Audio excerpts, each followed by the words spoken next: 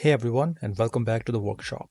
Today we are kicking off a brand new series and we are diving headfirst into painting the menacing conquest from Invincible. The incredible model is sculpted by the talented folks over at 3Dmoonn, and as always, it's printed and painted right here by yours truly. The model is extremely detailed, and that makes it so much easier to paint on. First things first, we lay down a solid coat of black primer. This gives our paint something to really grip onto and ensures those shadowy areas stay nice and dark. Next up, we are hitting it with a gray primer, using a technique called zenithal highlighting.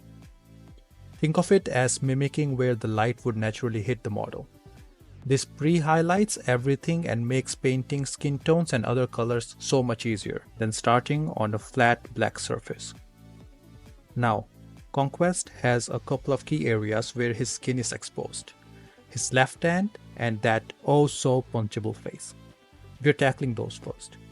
I'm starting with Vallejo's sunny skin tone, but with a little tweak. I'm adding a single drop of transparent red. In my experience, a lot of Vallejo skin tones can lean a little bit too much towards yellow, and that touch of red really brings some life into it. Remember, thin your paints. This is crucial to avoid those dreaded paint pools that can obscure all that lovely detail. I went in with 2 layers to get nice, even coverage. Next up, I tried adding black into the deeper folds of his skin, like the forehead wrinkles. Now in hindsight, this was a bit of a learning opportunity, let's call it. It ended up looking a little stark and I corrected it later. But hey, that's painting. It's all about those little happy accidents that eventually come together. Speaking of corrections, I painted that gnarly scar on his face with Vallejo's base flash, followed by burnt flesh. Realizing that the black in the wrinkles wasn't truly hitting the mark, I grabbed Vallejo's dark flash and painted over it. This is still darker than our base skin tone, but it has a much more natural, subtle shadow to it. It's just more, well, fleshy. Now, for some highlights. I mixed Vallejo's basic skin tone with equal amounts of thinner and then further diluted it with water. I then airbrushed this from top down. Because it's thinned out and transparent, it gently brightens the raised areas without completely covering our base coat. This helps create that sense of volume. To push the highlights even further, I mixed Vallejo's light flesh with basic flesh tone and made it even lighter. This time I focused the airbrush only on the very topmost points, the areas that would catch the absolute most lights. Alright, it's time to seal that goodness in with some varnish. My go-to mix is 50-50 blend of satin and matte varnish. This gives a fantastic finish that protects the paint without being overly shiny or completely flat, which can sometimes dull the details. Remember, apply thin coats. A thick layer can drown out all that beautiful texture we've worked so hard to bring out. And then the hardest part, waiting for it to dry.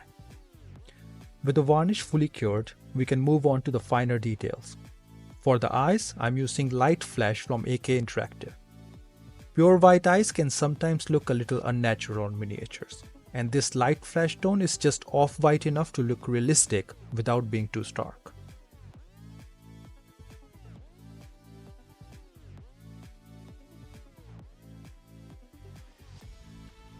With the base of the eyes done, I mixed that dark flesh skin tone again and thinned it way down with even more thinner to create a really transparent wash. I then carefully went over with those wrinkles and folds.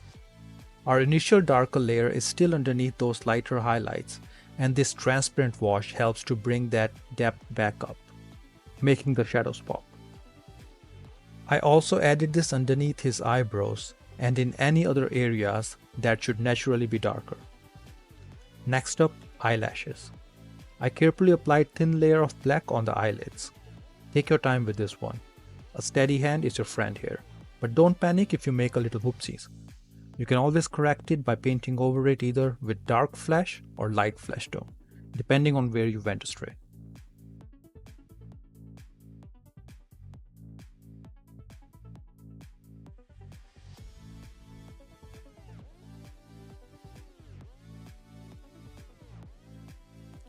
Now for the main event, the eyes themselves. I started by painting a black circle where the eyeball would be. Don't be afraid to make mistakes, you can always fix them. Once you're happy with the shape, we move on. I used a light brown color to fill in the iris, leaving a little bit of that black circle visible around the edges.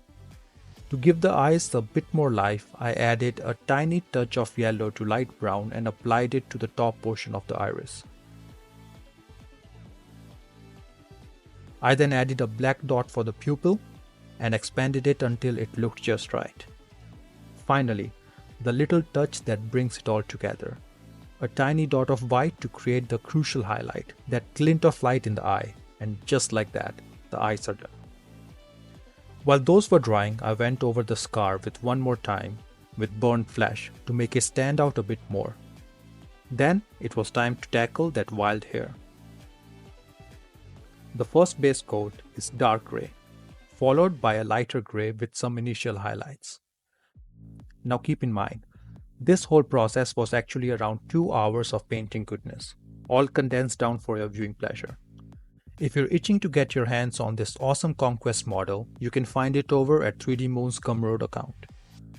And if you'd like to support my work directly and maybe snag an unpainted version or even a fully painted Conquest of your own, head over to my shop. Your commissions help fuel this passion and allows me to keep bringing these painting videos to you. Don't forget to follow and subscribe to catch the next part of the Conquest painting series. Thanks so much for watching, and I'll see you in the next video.